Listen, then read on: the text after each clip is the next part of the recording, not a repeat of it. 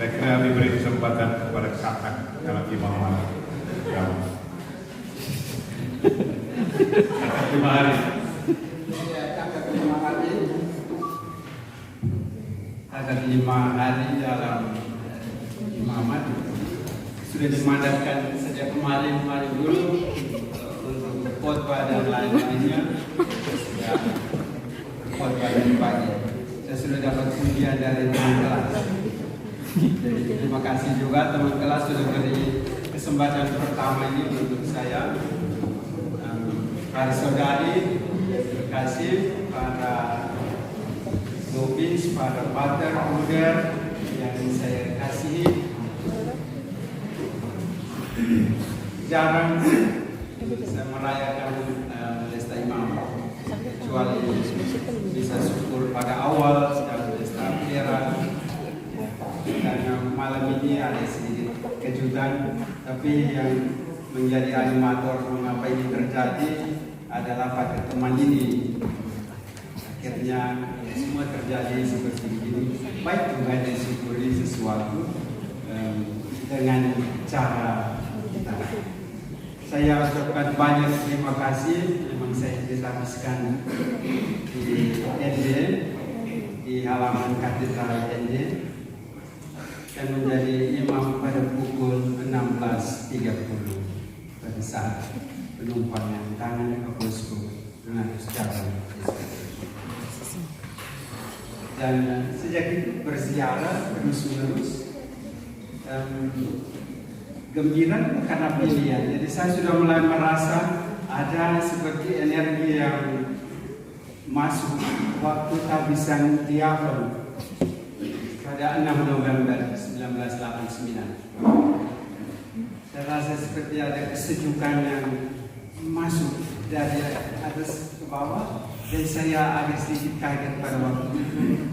Apakah yang dimaksudkan dengan pencurahan roh atau bagaimana, itu pengalaman internal yang dialami pada saat penumpangan tangan sebagai diakon. Waktu habisan imam merasa sedikit dan suasana yang lain.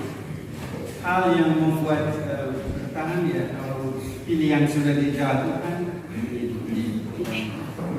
pilihan itu.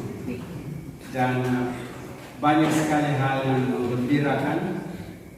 Saya selalu merasa saya dari rumah cukup banyak mengalami kasih sayang dan kegembiraan, karena itu tidak jadi mati. Saya masa kecil itu terlalu banyak penderitaan, hampir mati, tapi tidak jadi mati. Cuman menyertai terus sampai sekarang. Dan ternyata orang tua juga ada semacam nazar. Kalau dia ini sembuh, kami persembahkan saya dia, Tuhan mau. Dan begitu terjadi, dan suasana di rumah cukup bagus untuk saya. Tapi saya sudah keluar dari rumah sejak saya tamat kelas 6 SD. Jadi lama sekali perjalanan. Masuk ke SD tahun 19, SMP di Mataloko tahun 1976 Januari, 3 Januari kelas 1. Dan berjalan terus. Tahun 1982 bertemu teman ini, dekat dari Kisol, saya dari Toda Belu, dan kami bersahabat dari dulu sampai sekarang. Membuat banyak teman kelas iri hati karena sekarang kami ada bersama lagi di sini. Ada hal yang membuat kita kuat, kebersamaan dalam kelas itu luar biasa. Karena itu cintailah teman-teman kelas. Kami di kelas itu menjadi bukti nyata dan menjadi kegembiraan besar sekali untuk kami sampai hari ini. Hingga dalam grup pun itu selalu saja ada ungkapan kebersamaan, kompakan, cinta kasih, persaudaraan. Ada semua di dalam grup dari tahun 82. Dan saya cinta yang kedua itu justru dari rumah-rumah formasi. Saya mengalami cinta luar biasa juga dalam pastoral paroki di Laja dan di Bopa. Itu tempat pertama, memang tempat yang betul-betul membuat saya menjadi dewasa karena dicintai secara luar biasa. Saya sudah bekerja di sana itu tahun 90 dan 91. Tetapi bagi orang Laja dan Boba itu dan bagi saya sendiri, saya rasa seperti saya baru pindah dari sana. Apa saja yang mereka mau beri, mereka mau kirim, apa yang pertama, apa saja, saya pasti selalu dapat sampai tahun ini. Itu cinta yang luar biasa membuat kita bertahan. Biarkan kita mencintai dan dicintai. Dan cinta itu berkembang lagi dalam seluruh proses formasi diri saya itu terjadi dalam rumah formasi saya. Jadi sudah sejak tahun 92 saya sudah menjadi Socius sebelum saya ke Roma. Saya menjadi Socius dan murid-murid saya novis pada waktu itu Pater Vitalis Ibudin, Pater James Kellen, Pater Peter Due, Pater Gerardus Bog, Pater Januarius Mali, semua novis saya. Dengan segala kelakuan mereka, saya rekam baik sekali. Jadi sudah lama dan dicintai luar biasa. Dan saya kembali dari Roma hanya dalam rumah formasi terus. Beberapa bulan di Loro, kemudian dipindahkan di formasi para bruder, Conradus, Henry. Dan tahun 99, tanggal 5 Agustus 99, saya masuk di sini sore hari pukul 4. Masuk di pendopo itu pukul 4 tanggal 5 Agustus. Dan tanggal 23 Agustus saya menerima tugas secara resmi sebagai novis master. Novis terem 23 Agustus dan pada waktu itu Boris Niti mereka novis 2 waktu saya tiba. Mereka belum terbuka, jadi masih ada sempat 1-2 hal pembinaan dengan mereka. Dan kemudian berjalan terus cinta yang luar biasa dari pemberada di rumah ini dan para novis dari angkatan ke angkatan. Memang mereka takut saya, tapi mereka juga mengasihi saya luar biasa. Mereka takut kalau saya ambil keputusan yang bagi mereka pasti mengecewakan atau apa. Tapi saya rasa saya bertahan di sini karena cinta yang besar dari komunitas, dari angkatan ke angkatan. Saya tidak kemana-mana. Interupsinya terjadi hanya karena saya terpilih sebagai provinsial di tahun 2005 dan selesai masa pelayanan saya kembali lagi ke sini sebagai formator hingga hari ini. Jadi itu berarti seluruh pengalaman karya Allah itu bagi saya lebih banyak di rumah formasi dan itu agak berbeda dengan Pater teman ini yang punya hal banyak sekali yang spesial. Jadi banyak hal cinta yang luar biasa itu membuat saya bertahan dalam seluruh ziarah hidup sebagai imam. Dan yang biasa orang selalu komen saya dia tugas berat, entah masih dulu sebagai provinsial atau sekarang selalu masih bisa senyum, ya itu membuat kita bisa bertahan. Berat bagaimanapun dan Tuhan selalu beri jalan untuk kita. Jadi sekali lagi memang terima kasih untuk Tuhan yang memelihara saya dengan anugerah imamatnya sampai itu nanti kalau besok novis 2 kita habiskan berarti kami merayakan Pancabiji.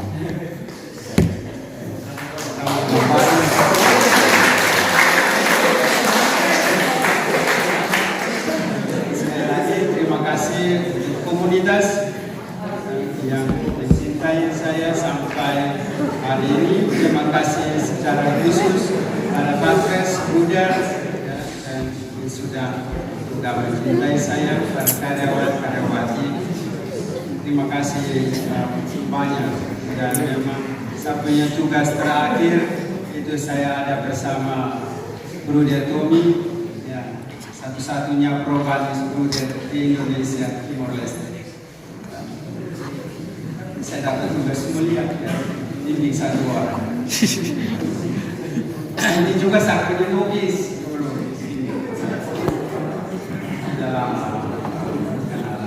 Jadi sekali lagi terima kasih banyak untuk doa dan kehadiran saudara bersama sampai hari ini. Sekian untuk dari saya dan saya over ke Pater teman.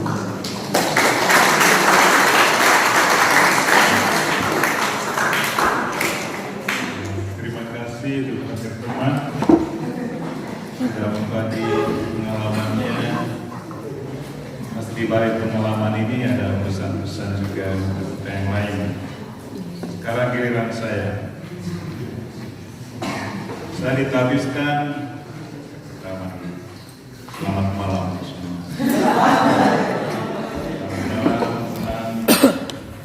Katanya saudara-saudara juga ada. Terima kasih untuk semua persiapan ini. Juga teman-teman formator dan adik-adik sekalian para novis. Saya ditabiskan ya hari tanggal ini, tanggal 20 ini Juni 1990 di kampung. Saya orang pertama ditabiskan di kampung di pusat paroki. Pada sebelum yang menabiskan saya almarhum Uskup Edu Samsun, itu saatnya guru dulu di Kisor, dan dia yang orang terakhir yang memberikan dukungan masuk SPD. Ada beberapa teman pastor di situ dulu, ya teman yang sahabat itu teman sekarang. Ini guru-guru kami, pastor, Bruder. Waktu itu banyak, ya hampir semuanya SPD di Kisor di tahun 70-an, awal 80-an, yang semuanya SPD. Uskup Edu, waktu dia masih guru kami, rektor, dia bilang begini, karena Edu di sini ada, dia bilang begini, apa namanya dipanggil Edi, Kisor, Edi. Kau masuk SPD.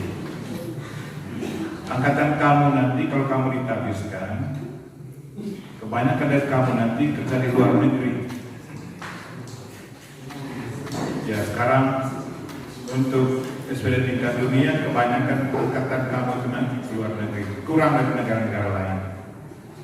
Sepertinya Pater Edu waktu itu sudah melihat apa yang akan terjadi di masa depan. Ya, sesudah itu dia tinggalkan Kisor, lalu terus ke Malang. Sudah di Malang, belum sampai 2 tahun di sana, dipanggil lagi ke Ruten jadi uskup di sini. Ya, dia uskup paling muda waktu itu.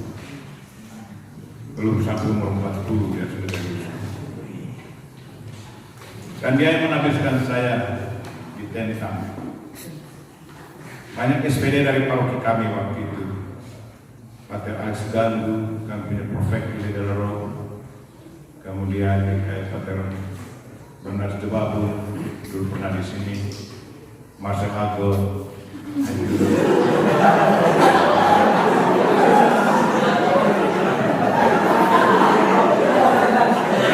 bukan Marcel Ago ya, Marcel Ago.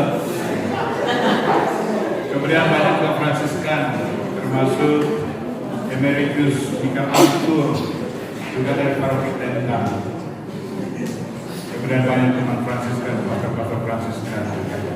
Tetapi semuanya ada di bagian sini, bagian selatan. Ada kali besar di sana WRI. Mereka itu semua sebelah kali. Sedangkan dari sebelah utaranya, memang dulu ada satu kampung kami dari Tentang memang pastor SPD, tapi kita bisa di Lidl. Kita bisa di Lidl. Kemudian tahun 70-an dia keluar dari Imam Mahdi.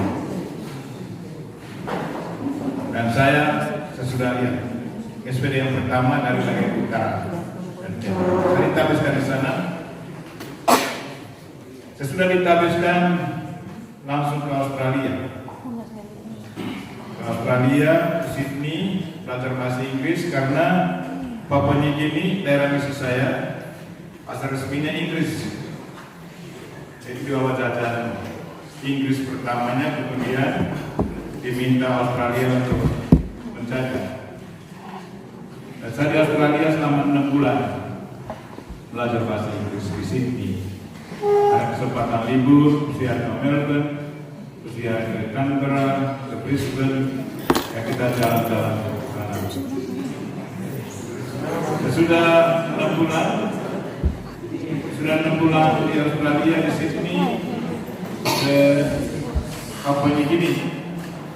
Kita terbang dari Australia ke Port Moresby. Kita tinggal 3 jam di Port Moresby. Saya ada kesempatan berkunjung Bomana. Bomana itu seminar tinggi. Seminar tinggi kerjasama antara beberapa serikat dan keuskupan di Papua New Guinea. Satu kampus besar. Dan di dalamnya itu ada 8 kongregasi, termasuk Projo. SPD ada, MSC, Dominikan, apalagi yang lain. Salesian, Kontosko, Masionis, itu semua ada di dalam Projo. Semua ada di dalam Redentoris, Kapusin, ya, semua di dalam kampus besar. Saya pergi kunjung itu bersama teman saya, Pater Goris Johannes. Dia sebenarnya kakak kelas, tetapi tunda waktu itu, tunda praktikal. Akhirnya kami sama-sama. Itu Pater Yusuf Masan itu sama. Pater Yusuf Masan dengan Pater Greg mereka satu angkatan. Kemudian tunda praktikal. Mereka bergabung dengan kami. Jadi saya dengan Goris ke Papua New Guinea. Sudah 3 jam di Port Moresby, terbang ke wilayah utara. 1 jam penerbangan, 6 tempat ke Mendeng. Mendeng itu sebenarnya tempat SPD menginjakkan kaki pertama di Papua New Guinea. Dari saat itu, di situ waktu kami tiba tahun 91, kami tiba tahun bulan Juni tahun 91. Wilayah itu masih dikuasai oleh SPD. Tapi kemudian dalam proses diambil alih semuanya oleh keuskupan. Sampai sekarang dari wilayah itu diambil oleh keuskupan Mendeng. Dan SPD pindah dari situ keluar ke dekat kota yang sekarang ada universitas Dewan University itu dekat Sabdal universitas kita. Jadi kita tinggal di pusat kita di situ sekarang. Dan di situ kan belajar bahasa Pidgin, itu bahasa Inggris pasar mereka bilang. Yang tulisannya sesuai dengan ucapan. U ditulis YU, K ditulis KAN. Nah itu bahasa Inggris pasar sesuai dengan ucapan. Dan kita belajar tidak butuh waktu lama, kan butuh waktu 6 minggu. Karena kita sudah tahu bahasa Inggris, dari untuk belajar bahasa Pidgin itu sederhana sekali dan model bahasa Indonesia. Tidak ada perubahan kata kerja. Tidak ada perubahan kata kerja seperti bahasa Inggris. Tidak ada. Untuk sudah dan akan itu sudah dan ini belum itu pakai satu kata bahasa Indonesia. Sudah dan akan. Itu tidak ada sulitan yang kita belajar itu. Itu lebih gampang untuk belajar daripada belajar bahasa Inggris. Sesudah 6 minggu, saya kerja di pedalaman. Saya dan Greg. Tapi lucunya waktu kami pergi, saya dengan pesawat, sementara Greg dia dengan mobil dengan teman dari pedalaman. Tetapi hari yang sama kita sudah turun di pedalaman, kemudian rektor wilayah di situ antar saling kembali ke arah Mende, tinggalkan barang di sana, kemudian jalan hanya sama tuh. Kita tidak tahu seperti bergerak di mana waktu itu. Salah lucu aneh sekali. Dan kemudian saya diantar pulang lagi ke pedalaman, di mana saya bekerja selama 1 tahun berapa bulan. Nama tempat itu Kerowagi, di situ di dalam. Dan di situ seperti biasa, kalau ada tamu baru yang masuk paroki, kita dijemput. Dan di situ mulai itu yang kita sebut sok budaya, culture shock. Bagaimana saya bingung waktu itu, karena saya diangkat orang Manggarai sebut itu orang sompo, sompo. Ini dua nona ini,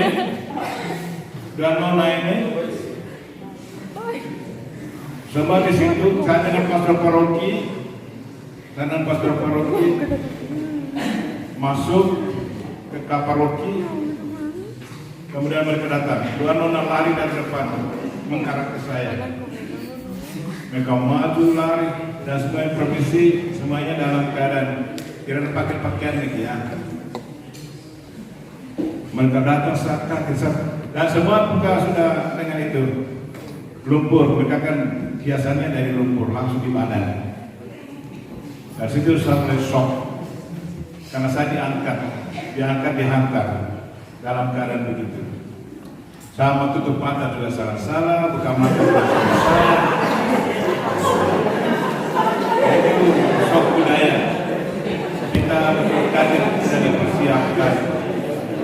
Ya, kemudian kita diapiti oleh anak-anak kecil, semua dalam keadaan begitu dengan hiasan kepala, tutup sedikit bagian bawah, tapi bagian tengah tidak ditutup.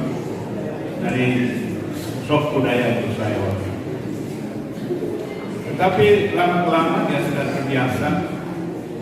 Dan yang menariknya di pedalaman itu, yang menariknya bahwa orangnya sangat murah hati, sangat murah hati. Tetapi kalau kita salah dengan mereka, clash dan mereka kita bisa pukul. Bisa, walaupun kita semacam teman, tapi kalau begitu ada clash, hilang kita punya persahabatan. Ya, saya tahu tentang itu, jadi saya dinasihat oleh pastor-pastor tua, sehingga saya selalu berusaha untuk menjalin relasi yang baik dengan mereka.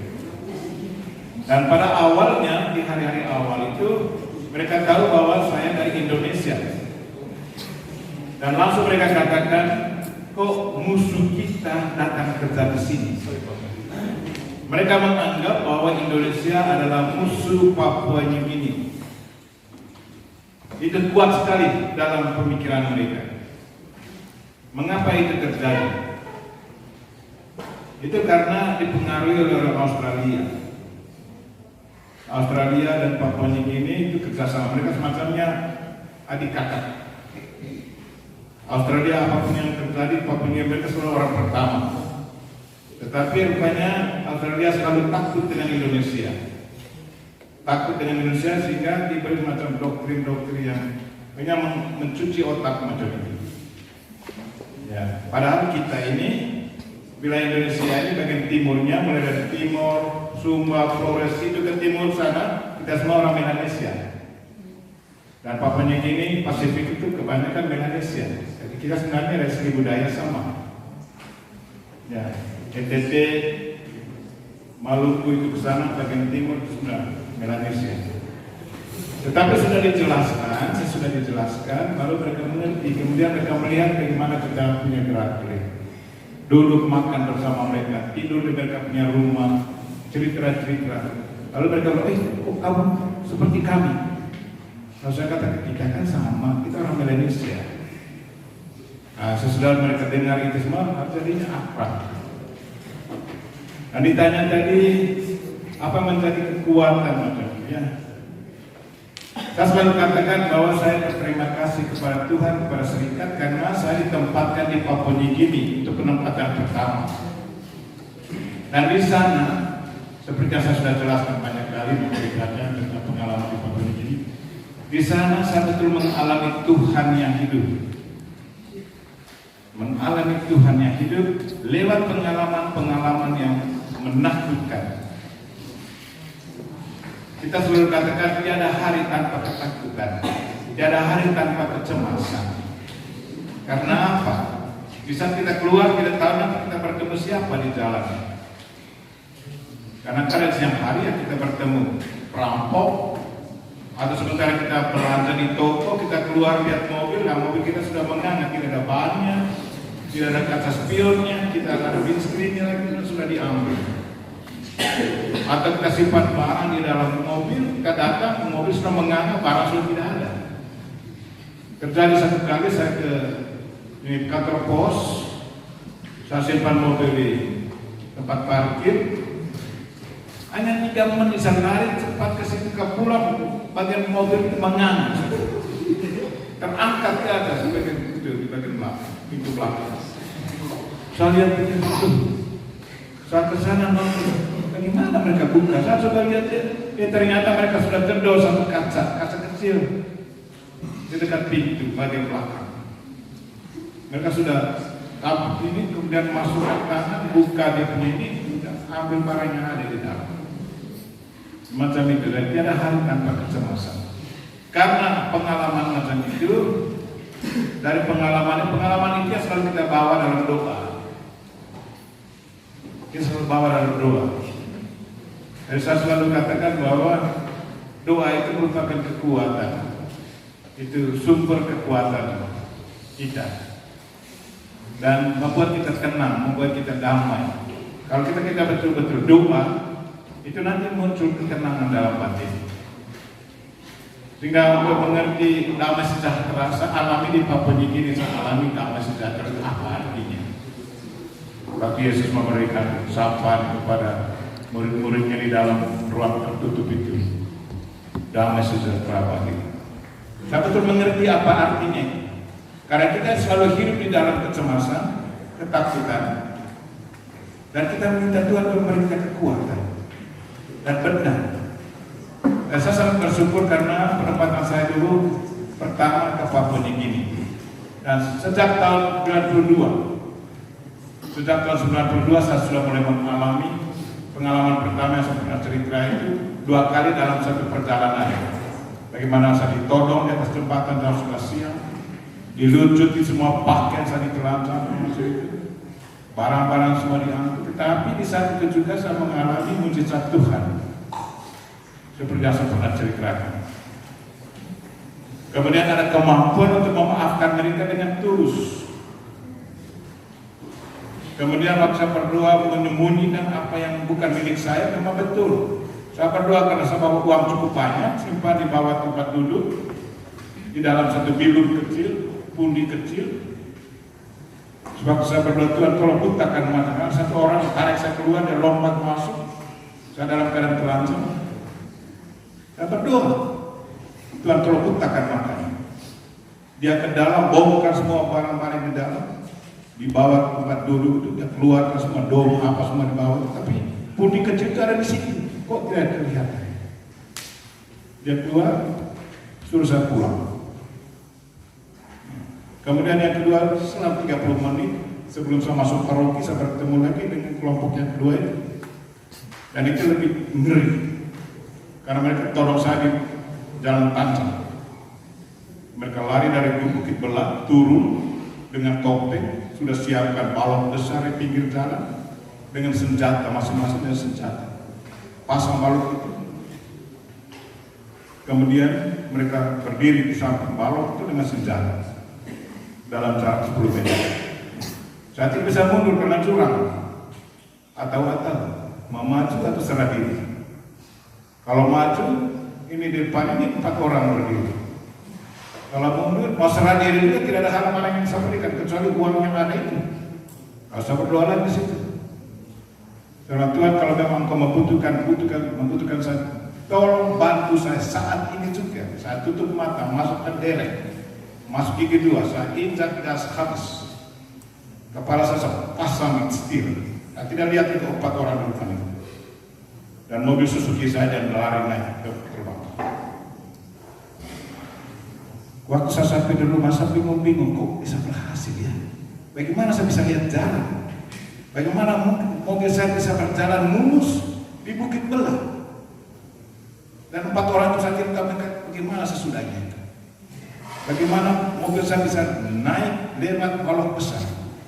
Kalau saya lewat Suzuki, bukan seperti mobil kuda ini Pater Kletus punya itu.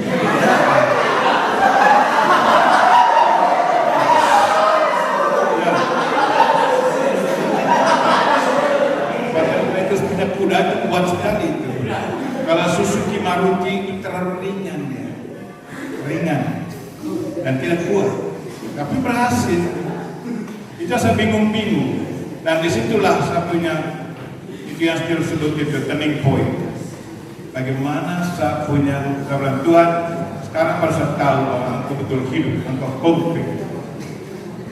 Itu pengalaman pertama. Sejak pengalaman itu saya tidak tahu lagi berapa kali saya ditolong. Pernah saya ditolong bersama 5 suster.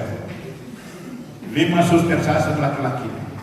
Saya suruh suster, kamu tiara, biar saya berhadapan sendiri dengan para perampok. Tapi bukan berhadapan saya keluar dari mobil, tidak. Saya tutup mata, lipat. Mobil saya, ban 2 ban itu jalan di jalan. Sedangkan 2 ban yang di kiri dia itu naik ke sini. Larinya begini, macam orang akrobat. Ya, saya sudah bisa. 2 ban saya injak balok, karena balok itu kan saya ambil sudutnya di ujungnya, bukan lewat di atas. Dia malam gini saya ambil sudutnya. Kalau saya lewat di atas kemungkinan akan berat karena besar baloknya. Dan saya ambil ujungnya dekat tebing. Dan saya lewat ambil pinggir 2 ban pinggir di tebing, lari macam ya, nggak bisa bayar. Dan jalan terus. Nah, suster tiara, jangan angkat kepala, tiara, berhasil. Saya sudah saat tiba di tempat, kemudian saya dengar lewat radio sket sore harinya bahwa ada 2 Francisca Kapusin. Mereka ditolong di tempatnya sama karena mereka pakai mobil kecil Suzuki, tidak bisa berbuat apa-apa. Saya punya itu double Hilux, agak besar, ban besar dan tinggi, double kiri. Sedangkan 1 pastor Filipina dan 1 bro dari Papua New Guinea, mereka diluncuti semuanya. Yang Papua New Guinea, yang Filipina mereka keluarkan celananya, tinggal celana dalam. Kemudian yang Papua New Guinea ini, mereka waktu keluarkan celana panjangnya tidak ada celana alas. Nah, lalu bro dari Papua New Guinea, keluarkan semua, tidak apa-apa, keluarkan, tidak, cukup lagi. Ya. Kalau mereka anjurkan waktu lebih baik pakai celana alas kalau kalian ke rumah. Bukan nanti celana panjangnya tidak nyaman.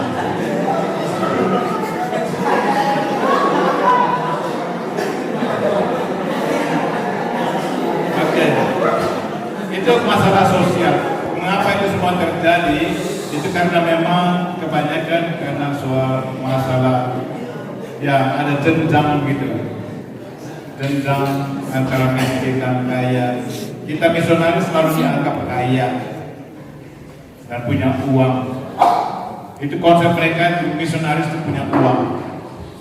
Mereka tidak mau pertanyaan kok misionaris dari Asia kan, dari Eropa kan, dari Australia ke Amerika. Pokoknya mereka bilang misionaris punya uang. Dari misionaris sudah jadi ini objek perampokan itu, sasaran perampokan.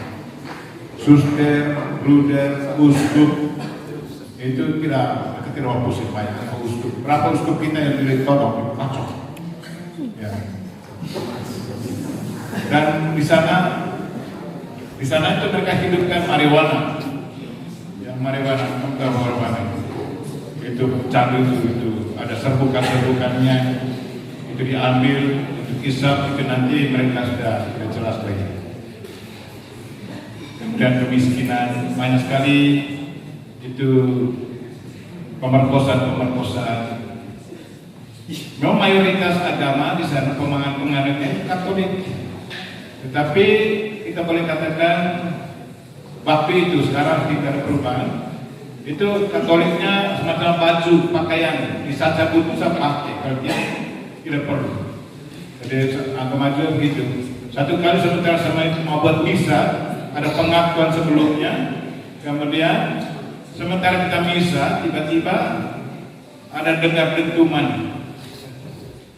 Banyak laki-laki keluar dari situ. Nah, banyak yang keluar. Kenapa?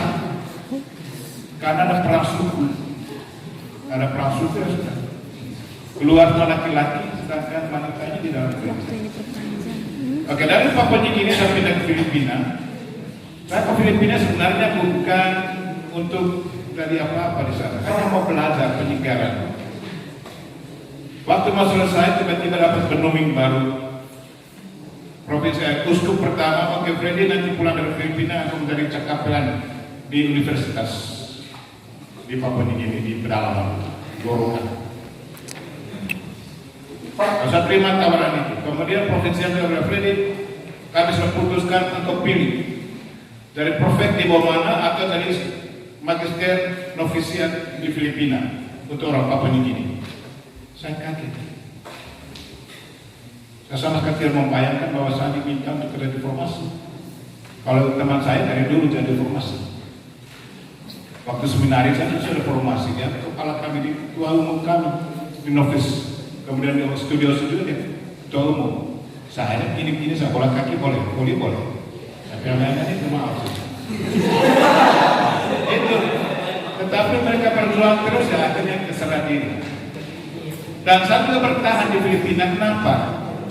Karena pengalaman Papua New Guinea tadi ini, pengalaman kedekatan dengan Tuhan karena pengaruh situasi itu, yang membuat saya tidak takut apa-apa lagi. Entah godaan bagaimana, saya tahu bahwa kalau saya setia dengan Tuhan pasti saya aman. Tantangan Papua New Guinea tantangan dari luar. Sementara tantangan di Filipina itu kebanyakan tantangan dari dalam. Saya mau atau tidak. Di Papua New Guinea mau tidak mau ya kita berhadapan. Tetapi di Filipina kebanyakan dari dalam. Karena banyak tawarannya. Tapi itu banyak teman di Filipina. Kadang-kadang kita tawarkan mobil, tawarkan HP, tawarkan itu laptop. Karena jawaban dari saya mau tidak ini. Mereka sudah tawarkan begini. Saya memutuskan untuk bahwa ada komisionaris kita dari sini yang dari Filipina, mereka nasihat hati-hati kalau orang tawarkan. Kalau mereka tawarkan mobil atau tawarkan laptop apa tuh, kalau engkau terima berarti engkau akan dipegang. Engkau akan dipegang, mereka tidak bisa bilang tidak lagi. Mereka akan misalnya disuruh buat misa jam sekian, tanggal sekian. Tidak bilang maaf saya ada program, tidak ada lagi. Harus wajib. Karena bahasanya di sana itu utama loh, artinya balas budi wajib. Dari untuk ada konfrater kita dan mendengar juga nasihat mereka. Akhirnya saya bertahan. Memang ada godaan. Luar biasa godaan di Filipina. Lebih ganas daripada di Indonesia. Ya, di Filipina berani sekali. Jadi syukur bahwa pengalaman Papua New Guinea yang membuat saya kuat. Teman saya sudah katakan, kau berubah banyak. Kalau benar. Bukan hanya untuk yang katakan. Mama saya juga katakan demikian. Waktu liburan pertama sudah 5 tahun kerja, pulang, mama bilang kau berubah. Lalu sama apa ini? Engkau sabar, benar. Saya sabar di Papua New Guinea, saya tidak bisa berontak. Ya seperti dulu saya cepat marah dulu. Banyak orang Manggarai itu cepat marah. Tetapi di Papua New Guinea saya tidak bisa cepat marah. Kenapa? Kalau saya marah nanti kompensasi. Harus ayah kompensasi. Kalau pukul meja, engkau pukul meja, engkau marah, mereka bilang kau sudah pukul saya, kau sudah bunuh saya. Ayah. Nah itu yang terjadi. Jika kita harus berusaha dulu. Kemudian saya kembali dari Papua New Guinea. Sebelum saya kembali ke sini lagi itu ditolong lagi di atas jembatan lagi, bulan September lagi. Dulu 9 September, yang kedua waktu masuk rumah ke sini tanggal 28 September. Dan di situ lagi saya mengalami bagaimana Santo Mikael Agung. Bagaimana dia membantu saya untuk menahan semua batu-batu yang lebar jarak 50 meter. Tapi batu-batu hanya satu yang kena pintu samping kanan. Sedangkan batu-batu yang lain yang depan itu tidak. Dari situ saya mengalami Mikael Agung 1